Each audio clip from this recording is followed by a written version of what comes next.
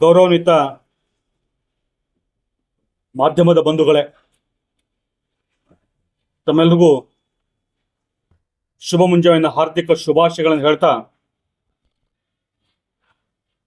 ಮಕರ ಸಂಕ್ರಾಂತಿಯ ಶುಭಾಶಯ ಕೂಡ ಸಲ್ಲಿಸಕ್ಕೆ ಇಚ್ಛೆ ಪಡ್ತೇನೆ. ಮಕರ ಸಂಕ್ರಾಂತಿಯ ಈ ಪರ್ವ ದಿನದ ಸಂದರ್ಭದಲ್ಲಿ ಇಡಿಯಾದ ಪರಿಶಿಷ್ಟ ಜಾತಿ ಸಮುದಾಯಗಳಲ್ಲಿ ಒಂದು ರೀತಿಯಿಂದ ಅಸಹನೆ, ಅಸಮಾಧಾನ, ಕಿಚ್ಚು, ರೊಚ್ಚು ಇವೆಲ್ಲನ್ನ ಹುಟ್ಟು ಹಾಕಿದಂತಹ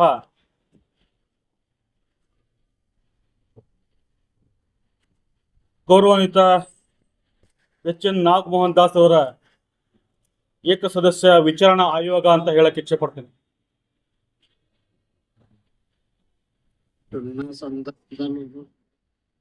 ಮೊನ್ನೆ ಸುಪ್ರೀಂ ಕೋರ್ಟಿನ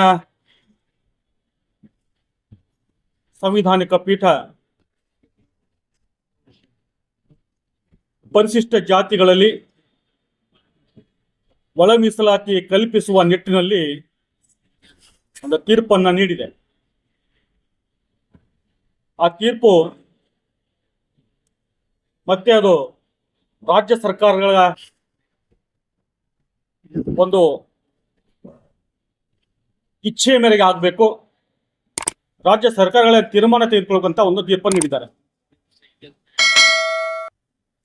ಬಂಧುಗಳೇ, ತಮ್ಮ ಮುಖೇನ ಸಮಸ್ತ ಜನತೆಗೂ ಸರ್ಕಾರಕ್ಕೂ ಸನ್ಮಾನ್ಯ ಸರ್ವೋಚ್ಚ ನ್ಯಾಯಾಲಯದ ಸಾಂವಿಧಾನಿಕ ಪೀಠದಿಂದ ಹೊರಬಂತಹ ನ್ಯಾಯ ನೀಡಿದಂತಹ ಅಥವಾ ತೀರ್ಪು ನೀಡಿದಂತಹ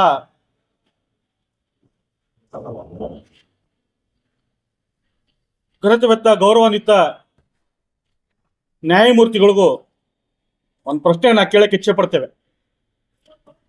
ಈ ಪೂರ್ವದಲ್ಲಿ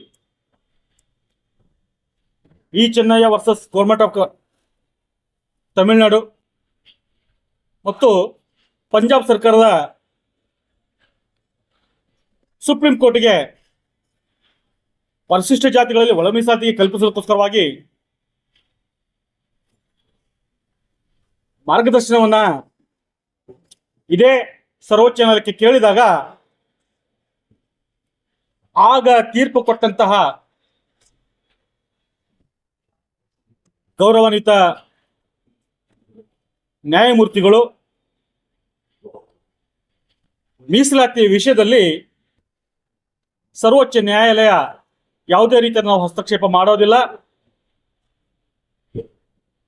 ಮೀಸಲಾತಿ ವಿಷಯದಲ್ಲಿ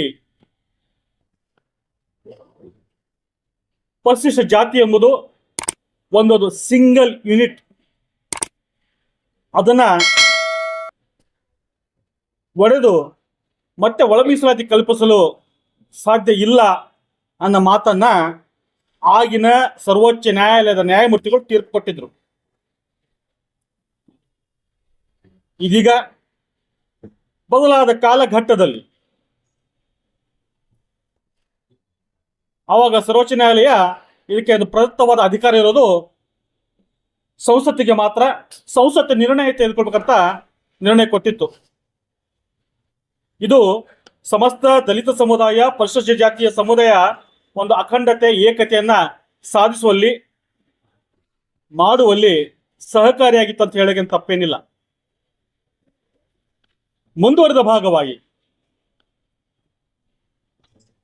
ಬದಲಾದ ಕಾಲಘಟ್ಟದಲ್ಲಿ ಮೊನ್ನೆ ದಿನ ಸರ್ವೋಚ್ಚ ನ್ಯಾಯಾಲಯದ ಸಾಂವಿಧಾನಿಕ ಪೀಠ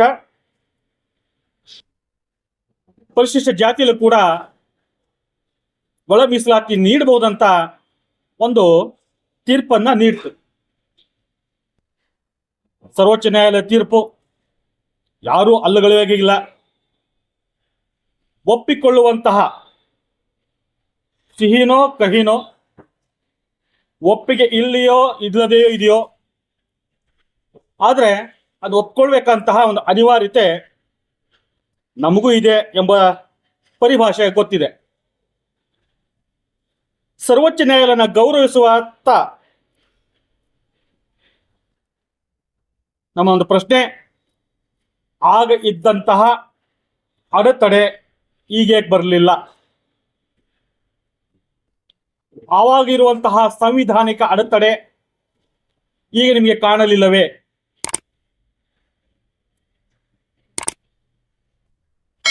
ಸನ್ಮಾನ್ಯ ನ್ಯಾಯಮೂರ್ತಿಗಳು, ಹಾಗಾದ್ರೆ ಮೊದಲು ಮಾಡಿದ್ದವ್ರು ತಪ್ಪ?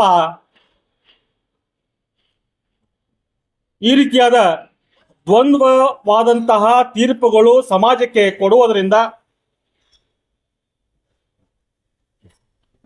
ಸಮಾಜದಲ್ಲಿ ಅಲ್ಲೋಲ ಕಲ್ಲೋಲ ಆಗಬಹುದು ಅಂತ ಒಂದು ಕಳಕಳಿಯನ್ನ ತಮ್ಮಗಳ ಮುಖೇನ ನಾನು ವ್ಯಕ್ತಪಡಿಸ್ತಾ ಇದ್ದೇನೆ. ಸರ್ವೋಚ್ಚ ನ್ಯಾಯಾಲಯದ ತೀರ್ಪು ಬಂದ ನಂತರ ಸರ್ಕಾರಗಳಿಗೆ ಸೂಚನೆ ಬರ್ತದೆ. ನಮ್ಮ ಕರ್ನಾಟಕದ ಘನ ಸರ್ಕಾರ ಕೂಡ ಯಾವ ರೀತಿಯಾಗಿ ಒಳ ಮೀಸಲಾತಿ ಕಲ್ಪಿಸಬೇಕು, ಅದಕ್ಕೆ ಪ್ರದತ್ತವಾದ ಮಾರ್ಗಸೂಚಿಗಳು ಮತ್ತು ಕಾರಣಗಳನ್ನು ಕಂಡುಕೊಳ್ಳುವಲ್ಲಿ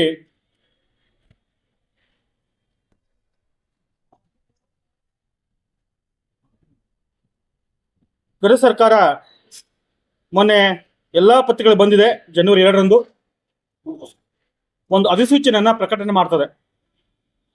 ಕರ್ನಾಟಕ ರಾಜ್ಯದಲ್ಲಿ ಶಿಕ್ಷಣ ಮತ್ತು ಸರ್ಕಾರಿ ಸೇವೆಗಳಲ್ಲಿ ಪರಿಶಿಷ್ಟ ಜಾತಿಯ ವಿವಿಧ ಉಪಜಾತಿಗಳಿಗೆ ಸೇರಿದವರ ಪ್ರಾತಿನಿಧ್ಯತೆ ಕುರಿತು ಎಂಪಿರಿಕಲ್ ಡಾಟಾ ಅಂದರೆ ವಾಸ್ತವಿಕ ಸ್ಥಿತಿಯ ಮಾಹಿತಿ ಪಡೆದು ಪರಿಶಿಷ್ಟ ಜಾತಿಯಲ್ಲಿ ಒಳ ಮೀಸಲಾತಿಯ ಬಗ್ಗೆ ಸೂಕ್ತ ಶಿಫಾರಸುಗಳೊಂದಿಗೆ ವರದಿ ಸಲ್ಲಿಸಲು ಆಯೋಗ ವಿಚಾರಣೆ ಕಾಯ್ದೆ 1952 ಕಮಿಷನ್ ಆಫ್ ಎನ್ಕ್ವೈರಿ ಆಕ್ಟ್ ರಂತೆ ಸರ್ಕಾರ ಆದೇಶ ಮಾಡಿ ಮಾನ್ಯ ಕರ್ನಾಟಕ ಉಚ್ಚ ನ್ಯಾಯಾಲಯದ ನಿವೃತ್ತ ನ್ಯಾಯಾಧೀಶರಾದ ಗೌರವಾನ್ವಿತ ಶ್ರೀ ಎಚ್.ಎನ್. ನಾಗಮೋಹನ್ ದಾಸ್ ಅವರ ಅಧ್ಯಕ್ಷತೆಯಲ್ಲಿ ಏಕಸದಸ್ಯ ಆಯೋಗವನ್ನು ರಚಿಸುತ್ತದೆ. ಸದರಿ ಆಯೋಗದ ಒಂದು ಕಚೇರಿ ದ್ರೌಪದಂಗ ರಸ್ತೆಯ ಯೂನಿಕಾ ಕಟ್ಟಡದಲ್ಲಿ ಈಗಾಗಲೇ ಶುರು ಆಗಿದೆ. ಆಯೋಗ ಕೂಡ ಪ್ರಕಟಣೆ ಹೇಳುತ್ತದೆ, ಸಾರ್ವಜನಿಕರು ತಮ್ಮ ಸಲಹೆ, ಆಕ್ಷೇಪಣೆ, ಅಹವಾಲು, ಹೇಳಿಕೆ, ದಾಖಲೆಗಳೇನಾದ್ರು ಇದ್ರೆ 31 ಜನವರಿ 2022 ಕಚೇರಿಯ ಸಮಯದ ಸಂದರ್ಭದಲ್ಲಿ ಗೌರವಾನ್ವಿತ ನ್ಯಾಯಮೂರ್ತಿಗಳಿಗೆ ಸಲ್ಲಿಸಬೇಕಂತ. ನಮ್ಮ ಪ್ರಶ್ನೆಯಲ್ಲಿರೋದು, ಎಂಪಿರಿಕಲ್ ಡಾಟಾ ಅಂದ್ರೆ ಏನು? ವಾಸ್ತವಿಕ ದತ್ತಾಂಶ ಇದು ಎಲ್ಲಿಂದ ಪಡಿತೀರಿ ಸನ್ಮಾನ್ಯ ನ್ಯಾಯಮೂರ್ತಿಗಳೇ? ಸಂವಿಧಾನಿಕವಾಗಿ ಯಾವುದೇ ದತ್ತಾಂಶಗಳು, ಮಾಹಿತಿಗಳು ಕೊಡುವಂತಹ ಒಂದು ಸಂವಿಧಾನಾತ್ಮಕ ಜವಾಬ್ದಾರಿ ಇರೋದು ಕೇಂದ್ರ ಸರ್ಕಾರಕ್ಕೆ ಮಾತ್ರ. 10 ವರ್ಷಕ್ಕೊಮ್ಮೆ ನಡೆಯುವಂತಹ ಜನಗಣತಿ ಮತ್ತು ಜಾತಿ ಗಣತಿ, ಈ ಮುಂಚೆ ಆದಂತಹ ಜನಗಣತಿ ತಮ್ಮ ಗಮನಕ್ಕೆ ತರಬೇಕಂದ್ರೆ 2010 ಈಗಾಗಲೇ ಆ ಜನಗಣತಿಗೆ ಎಕ್ಸ್ಪೈರಿ ಆಗಿ 14 ಮುಗಿದು 15 ವರ್ಷಕ್ಕೆ ಕಾಲಿಡ್ತಾ ಇದ್ದೇವೆ ಬಂಧುಗಳೇ. ಹಾಗಾದ್ರೆ 15 ವರ್ಷಗಳ ಹಿಂದಿನ ಹಳೆಯ ಅಂಕೆ ಸಂಖ್ಯೆಗಳನ್ನ ತಾವುಗಳು ಪರಿಗಣಿಸ್ತಿರೋ? ಪರಿಗಣಿಸಿದ್ದಾದ್ರೆ ಈ 15 ವರ್ಷಗಳಂತಹ ಬದಲಾವಣೆಗಳಿಗೆ ತಾವು ಮಾನ್ಯತೆ ನೀಡೋದಿಲ್ಲ, ಅಲ್ಲಿ ತಾರತಮ್ಯ ಆಗೋದಿಲ್ಲವೇ? ಅಷ್ಟೇ ಒಂದು.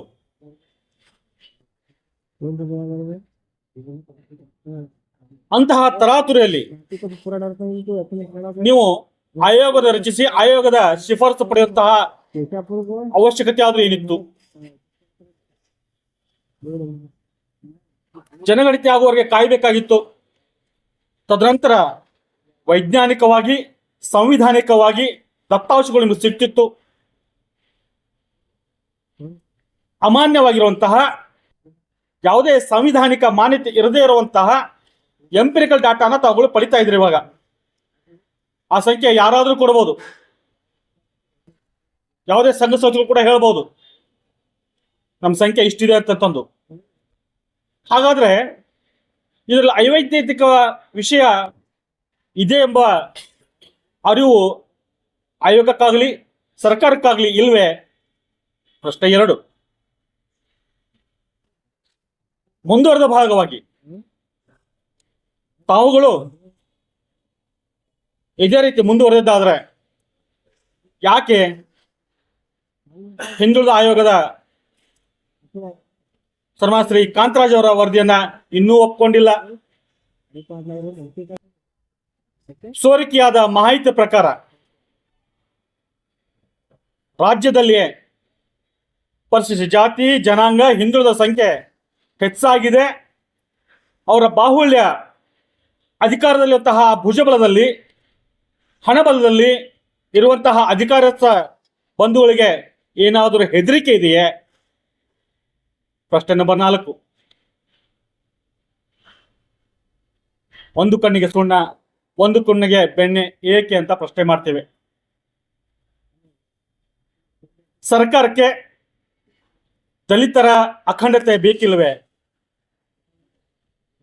ಪರಿಶಿಷ್ಟ ಜಾತಿಯವರು ಒಂದಾಗಿ ತಾವೆಲ್ಲರೂ ಹೇಳ್ತೀರಿ ಬಹಳಷ್ಟು ವೇದಿಕೆಗಳಲ್ಲಿ ಹಿಂದೂ ನಾವೆಲ್ಲ ಒಂದು ಅಂತ ಕೆಲವೊಬ್ರು ಹೇಳ್ತಾರೆ. ಹಾಗಾದ್ರೆ ಪರಿಶಿಷ್ಟ ಎಲ್ಲ ಹಿಂದೂಗಳಲ್ವೇ? ಒಂದು ಎಂಬ ಪರಿಕಲ್ಪನೆ ಕೊಡೋದು ಬೇಡವೇ? ಇಲ್ಯಾಕೆ ಒಡೆದಾಳುವ ನೀತಿ? ಅಂದ್ರೆ ಇವರ ಅಖಂಡತೆನ ಒಡೆದು ಹಾಕಿ ಛಿದ್ರ ಮಾಡಿ ಮತ್ತೆ ಸ್ವತಂತ್ರ ಉತ್ತರದಲ್ಲಿರುವಂತಹ ಪರಿಸ್ಥಿತಿಗೆ ಪೂರ್ವದಲ್ಲಿರುವಂತಹ ಪರಿಸ್ಥಿತಿಗೆ ತಳ್ಳುವ ಹುನ್ನಾರವೇ ಅಂತ ನಮ್ಗೆ ಯಾಕೋ ಸಂಶಯ ಮೂಡ್ತಾ ಇದೆ. ಇಲ್ಲಿ ತಾವು ನಾಗಮೋಹನ್ ದಾಸರವರ ಪೂರ್ವದಲ್ಲಿರುವಂತಹ ಒಂದು ವರದಿ ಪ್ರಕಾರ ಪರಿಶಿಷ್ಟರಿಗೆ ಹೆಚ್ಚಿನ ಸವಲತ್ತು ಸಿಗಬೇಕು ಅಂತ 15ರಿಂದ 17% ಏರಿಸ್ತೀರಿ. ಇಲ್ಲಿ ಕೊಟ್ಟು ಮತ್ತೆ ಇಲ್ಲಿ ಹೊಡಿತೀರಿ. ಇದ್ಯಾವ ನ್ಯಾಯ ಸ್ವಾಮಿ? ಹಿಂದುಳಿದ ವರ್ಗಗಳ ಹಿಂದುಳಿಕೆ ಬಗ್ಗೆ ಆಯೋಗದ ವರದಿಯನ್ನು ಪಡಿತೀರಿ ಮತ್ತೆ ಮುಚ್ಚಿಡ್ತೀರಿ. ಯಾಕೆ ಅಂದ್ರೆ ಸಮಸ್ತವಾದ ಹಿಂದುಳಿದವರು ಪರಿಶಿಷ್ಟ ಜಾತಿಯವರು ಪಂಗಡದವರು ಇವರ ಏಳಿಗೆ ಬರೀ ನಿಮ್ಮ ಬಾಯಿ ಮಾತಾ?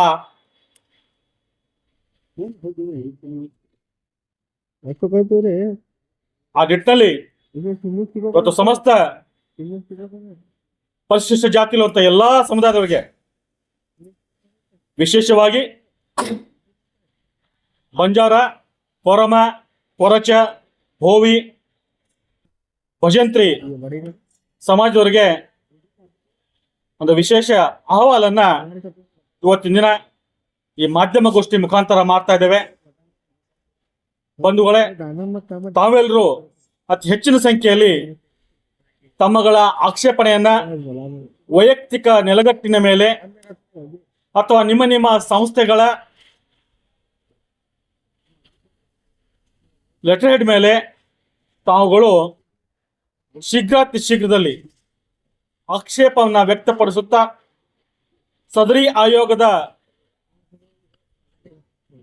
ಒಳ ಮೀಸಲಾತಿಯ ಧೋರಣೆಯನ್ನು ಖಂಡಿಸುತ್ತಾ ವಿರೋಧಿಸುತ್ತಾ ತಾವುಗಳು ಅಹವಾಲನ್ನು ಸಲ್ಲಿಸಬೇಕಂತ ತಮ್ಮಲ್ಲೆಲ್ಲ ಒಂದು ಸವಿನಯ ಪ್ರಾರ್ಥನೆಯನ್ನ ಮಾಧ್ಯಮದ ಮಿತ್ರರ ಮುಖಾಂತರ ಮಾಡ್ಕೊಳ್ತಾ ಇದ್ದೇವೆ.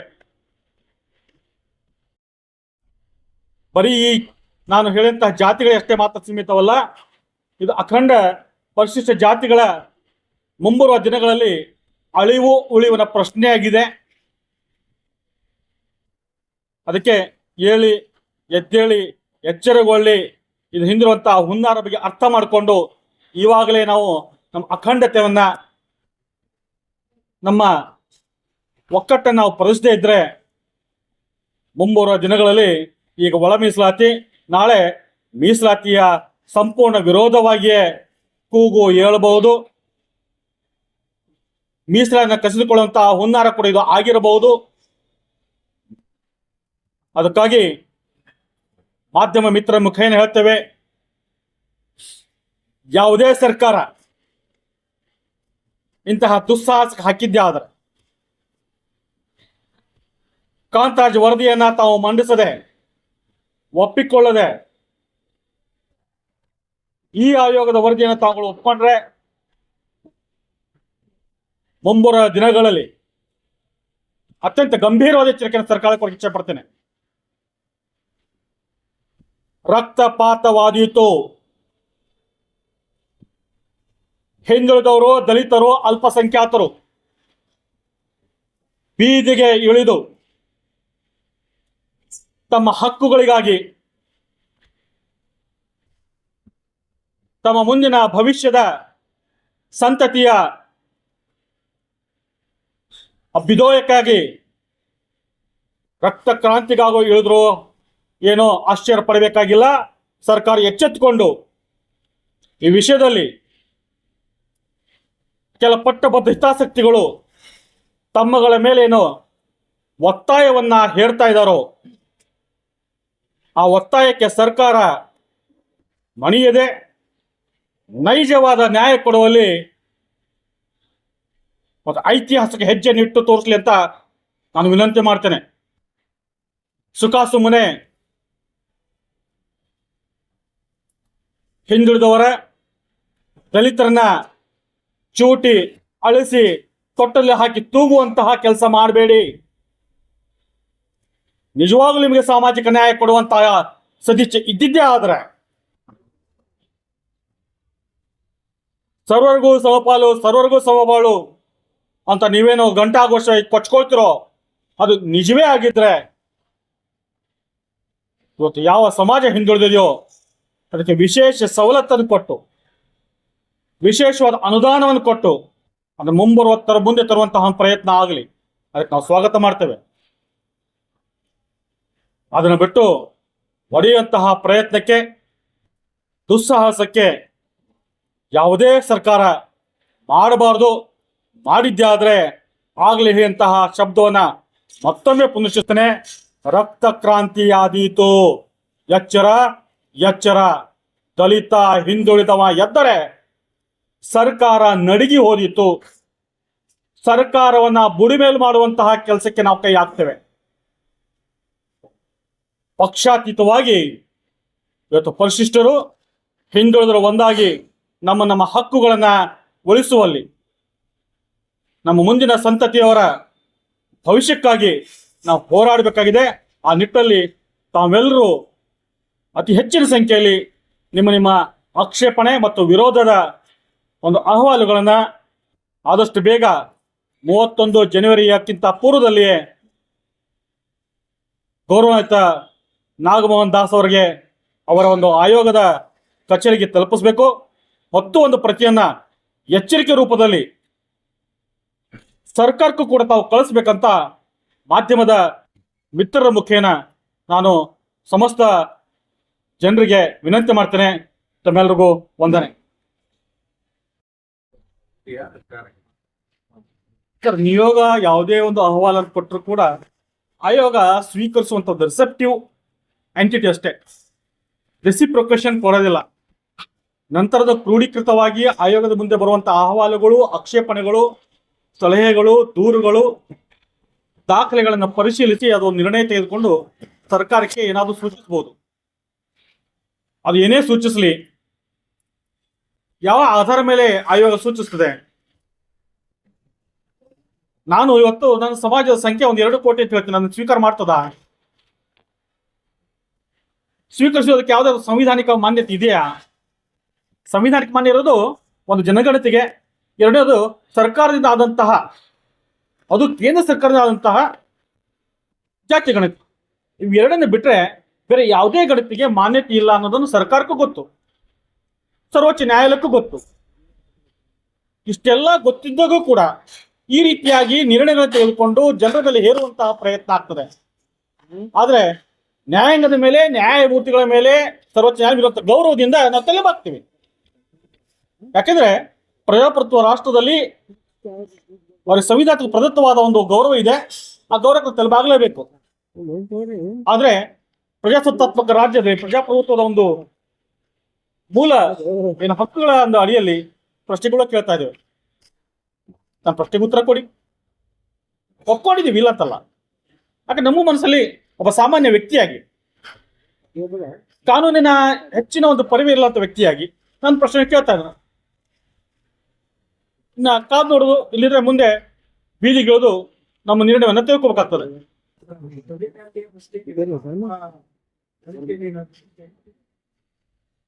ಸರ್, ಈಗ ವರದಿ ಎಲ್ಲವನ್ನು ಗೌಪ್ಯವಾಗಿದೆ. ಸರ್ಕಾರ ಸ್ವೀಕಾರ ಮಾಡಿದೆ ಕಾಂತರಾಜ್ ಆಯೋಗದ ಈ ವರದಿನ. ನಾಗಮೋಹನ್ ದಾಸ್ ವರದಿಯ ಮೇಲೆ 15-17% ಮಾಡಿದ್ರು.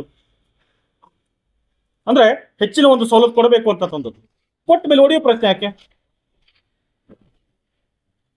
ತಮಗೆ ಮನವರಿಕೆ ಆಯಿತು ಪರಿಶಿಷ್ಟ ಜಾತಿಯವರಿಗೆ ಕೊಟ್ಟಂತಹ ಮೀಸಲು ಪ್ರಮಾಣ ಕಡಿಮೆ ಇದೆ ಅಂತದ್ದು ತಾವು ಒಪ್ಕೊಂಡಿದ್ರಿ, ಹೊಡೆಯೋ ಪ್ರಯತ್ನ ಯಾಕೆ? ಅಷ್ಟಾಗಿಯೂ ಆದಾಗ್ಯೂ ಕೂಡ ಯಾವುದೇ ಒಂದು ಸಮುದಾಯಕ್ಕೆ, ದಲಿತ ಸಮುದಾಯಕ್ಕೆ ನಿಮಗೆ ಹೆಚ್ಚಿನ ಸವಲತ್ತು ಸಿಕ್ಕಿಲ್ಲ ಅಂತ ಅನಿಸ್ತಾ ಇದ್ರೆ ಆ ಸಮುದಾಯಕ್ಕೆ ಗುರಿಯಾಗಿಸ್ಕೊಂಡು ಯಾವ ರೀತಿ ಈಗ ಬಂಜಾರ ಅಭಿವೃದ್ಧಿ ನಿಗಮ ಇದೆ, ಭೋವಿ ಅಭಿವೃದ್ಧಿ ನಿಗಮ ಇದೆ, ಬಾಬು ಜಗಜೀವನ ಅಭಿವೃದ್ಧಿ ನಿಗಮ ಇದೆ, ಅಂಬೇಡ್ಕರ್ ಅಭಿವೃದ್ಧಿ ನಿಗಮ ಇದೆ, ಈ ನಿಗಮಗಳ ಮುಖೇನ ಆ ಒಂದು ಸಮುದಾಯಕ್ಕೆ ಕೇಂದ್ರೀಕೃತವಾಗಿ ಹೆಚ್ಚಿನ ಅನುದಾನ ಕೊಟ್ಟು ಹೆಚ್ಚಿನ ಸವಲತ್ತು ಕೊಟ್ಟು ಮುಂದೆ ತರಬಹುದಾಗಿತ್ತಲ್ಲ. ಅದನ್ನು ಬಿಟ್ಟು ಒಳ ಮೀಸಲಾತಿ ಎಂಬ ಈ ಒಂದು ಗುಮ್ಮನ ಬಿಟ್ಟು ಹೊಡೆಯುವಂತ ಪ್ರಯತ್ನ ಅಲ್ವಾ ಇದು? ಏಕತೆ ಬರುತ್ತಾ ಸಮಾಜದಲ್ಲಿ? ಇದರಿಂದ ಯಾವ ರೀತಿಯಾದ ಸಂದೇಶವನ್ನು ಕೊಡ್ತಾ ಇದ್ರಿ ಅಂತ ನಾನು ಸರ್ಕಾರಗಳು ಕೇಳ್ತಾ ಇದ್ದೇನೆ. ಸರಿ, ಊಟಕ್ಕೆ ಹಗರಣ ಅವಾಗ ಯಾರು ಬರ್ಲಿಲ್ಲ. ಈಗ ಜಾತಿ ವಿಷಯ ಬಂದಾಗ ಎಲ್ಲರೂ ಹಗರಣ ಬಗ್ಗೆ ಬಂದಿಲ್ಲ ಅಂತ ನಿಮ್ಮ ಪ್ರಶ್ನೆಗೆ ನಾನು ದಯವಿಟ್ಟು ನಾವು ಒಪ್ಕೊಳ್ಳೋದಿಲ್ಲ. ಹಗರಣಗಳನ್ನ ನಮ್ಮಂತವ್ರು ಯಾರಾದ್ರೂ ಪ್ರಶ್ನೆ ಮಾಡಿದಾಗ ಅಥವಾ ನಿಮಗೆ ಕೊಟ್ಟಾಗ ನಿಮ್ಗೆ ಗೊತ್ತಾಗಿರ್ತದೆ. ಹಾಗಾದ್ರೆ ಪ್ರಶ್ನೆ ಮಾಡಿಲ್ಲ ಅಂತ ಯಾವ ಇದ್ರ ಮೇಲೆ ತಾವು ಮಾತಾಡ್ತಾ ಇದ್ದೀರಾ? ಹಲವಾರು ಸಂದರ್ಭಗಳಲ್ಲಿ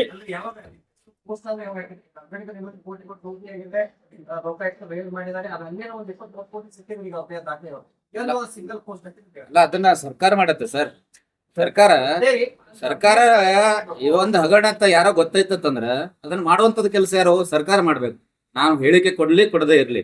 ಇಲ್ಲಿ ನಮಗಿರುವಂತದ್ದು ಇಲ್ಲ, ನಾನ್ ಹೇಳೋದು ಇಲ್ಲಿ ನಮಗ್ ಏನು ಕಂಡೀಷನ್ ಇರ್ತದೆ. ಕಂಡೀಷನ್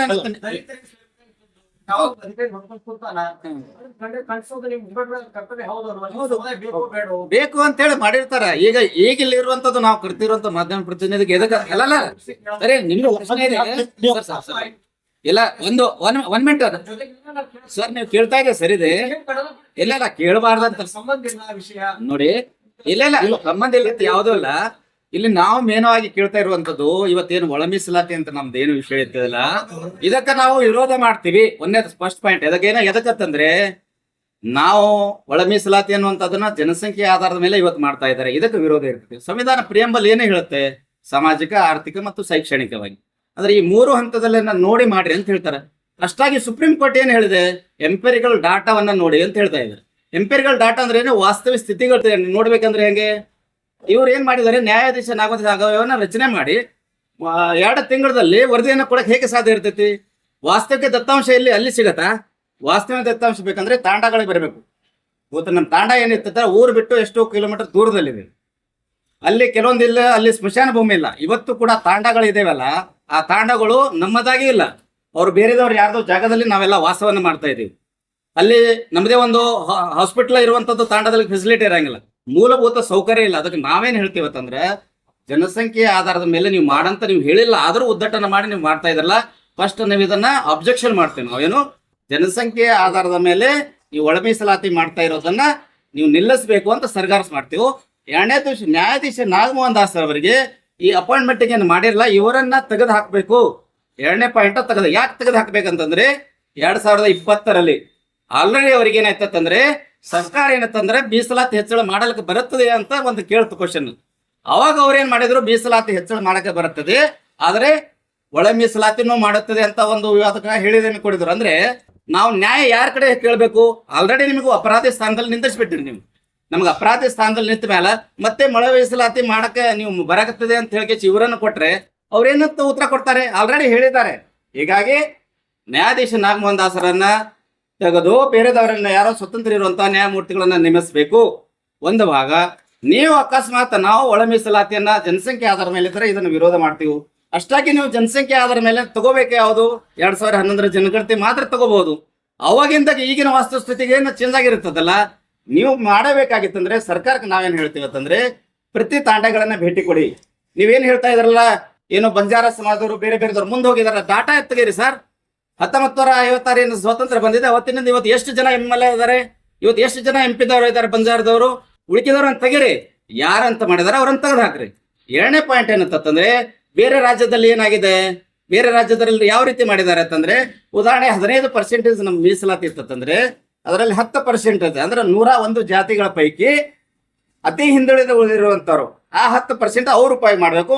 ಅದರಲ್ಲಿ ಮುಂದೆ ಬಂದಿರುವಂತದನ್ನ ಈ ರೀತಿ ಮಾಡಿರಲ್ಲ ನೀವು ಇವತ್ತೇನ್ ಮಾಡ್ತಾ ಇದ್ದೀರೋ, ಈ ಜಾತಿಗಳನ್ನ ಎಷ್ಟು ಪರ್ಸೆಂಟೇಜ್ ಮಾಡ್ಬಿಡ್ರಿ.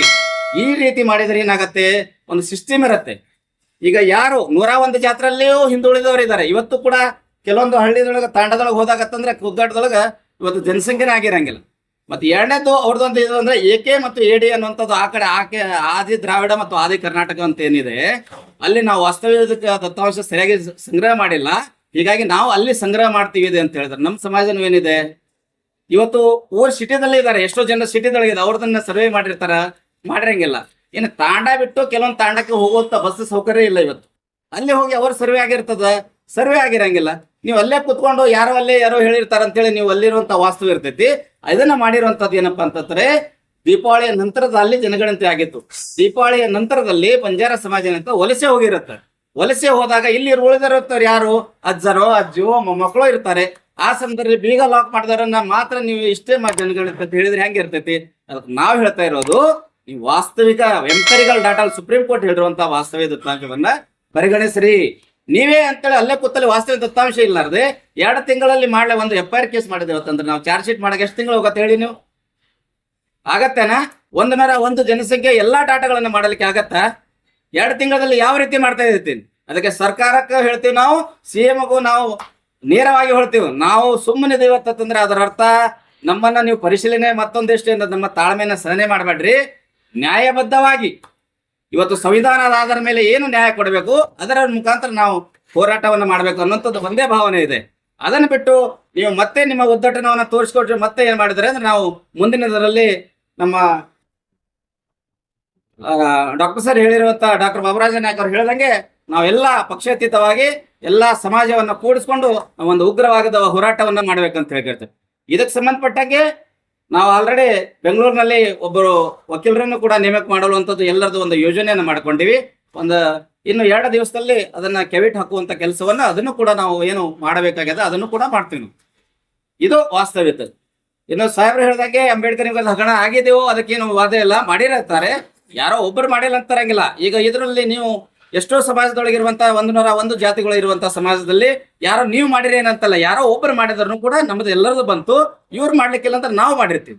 ಯಾಕಂದ್ರೆ ನೀವು ಅವ್ರ ಪರಿಚಯ ಇರೋದ್ರಿಂದ ಅವ್ರ ಪೋಸ್ಟ್ಗಳನ್ನ ಮಾತ್ರ ನೋಡ್ತಿರ್ತೀವಿ, ನಮ್ದು ನೋಡಿರಂಗಿಲ್ಲ. ಹೀಗಾಗಿ ಸಮಾಜ ಇಲ್ಲ ಸರಿ ಇದೆ, ಒಂದಿಲ್ಲ ಒಂದು ಭಾಗದಲ್ಲಿ ಮಾಡಿರ್ತಾರೆ. ಅವಾಗ ನಿಮಗೆ ಯಾವ್ದು ಈಗ ಏನಂತಾರಲ್ಲ, ಇದ್ದಿದ್ರಲ್ಲಿ ಯಾವ್ದು ಒಳ್ಳೇದನ್ನ ಆರಿಸ್ಕೊಳ್ಳುವಂತದ್ದು ಇರ್ತೈತಿ, ಅದನ್ನ ಮಾಡುವಂತ ಕೆಲಸ ಇದೆ. ಅದಕ್ಕೆ ಆಗ್ರಹ 2 ನ್ಯಾಯಾಧೀಶ ನಾಗಮೋಹನ್ ದಾಸರನ್ನ ನೇಮಕ ಏನ್ ಮಾಡಿರೋ ಅದನ್ನ ತೆಗೆದು ಹಾಕಿ ಬೇರೆದವರನ್ನ ನೇಮಕ ಮಾಡಬೇಕು. ಜನಸಂಖ್ಯೆ ಆಧಾರದ ಮೇಲೆ ನೀವೇನು ಮೀಸಲಾತಿ ಮಾಡ್ತಾ ಇದಾರಲ್ಲ, ಅದಕ್ಕೆ ನಮ್ಮದು ವಿರೋಧವಿದೆ. ಅಕಸ್ಮಾತ್ ನೀವು ಸುಪ್ರೀಂ ಕೋರ್ಟ್ ಏನ್ ಹೇಳಿದ ವಾಸ್ತವಿಕ ದತ್ತಾಂಶವನ್ನು ನೀವು ಮಾಡ್ತಾ ಇದ್ದಾರೆ ಅಂದ್ರೆ ಪ್ರತಿಯೊಂದು ತಾಂಡಗಳನ್ನ ಭೇಟಿ ಕೊಡಿ, ನಮ್ಮವರು ಎಷ್ಟು ಜನ ಜನಸಂಖ್ಯೆಯಿಂದ ಮುಂದೆ ಬಂದಿದ್ದಾರೆ ಅಂತ ಹೇಳಿ ನೀವು ಅದನ್ನು ಅರ್ಥ ಮಾಡ್ಕೊಳ್ಳಿ. ಅದನ್ನು ಎಲ್ಲಾ ಮಾಡಿದ ನಂತರ ನೀವು ಮಾಡ್ರಿ, ನಮ್ಗೇನು ಅಬ್ಜೆಕ್ಷನ್ ಇಲ್ಲ ಅಂತ ನಾವು ಹೇಳ್ತಾ ಇದ್ದೀವಿ. ಅಂದ್ರೆ ಹೋಗಿ ವಾಸ್ತವ ನೋಡ್ಬೇಕು. ಅಲ್ಲೇ ಕೂತಲ್ಲಿ 2 ತಿಂಗಳು ಮಾಡ್ರಿ, ಯಾರು ಹೇಳಿದ್ರು MD ಕೇಳಿ ಮಾಡಿದ್ರೆ ಇವ್ರ ಜನಸಂಖ್ಯೆ ಅಷ್ಟಿದೆ ಅನ್ನೋದನ್ನ ಭಾವನೆ ತೆಗಿಬೇಕು ಅನ್ನೋದು ಇದು ನಮ್ದು ಇವತ್ತು ಕರೆದಿರುವಂತ ಪ್ರೆಸ್ ಮೀಟ್ಗೆ ಇವತ್ತು ಉತ್ತರ. ಇದಕ್ಕೆ ಸಂಬಂಧಪಟ್ಟ ನೀವೇನಾದ್ರೂ ಕೇಳಿದ್ರೆ ಕೇಳ್ರಿ. ಇನ್ನೊಬ್ರು ವಕೀಲರು ಸಂತೋಷ್ ನಾಯ್ಕ್ ಅಂತ ಹೇಳಿ ನಿಮ್ದು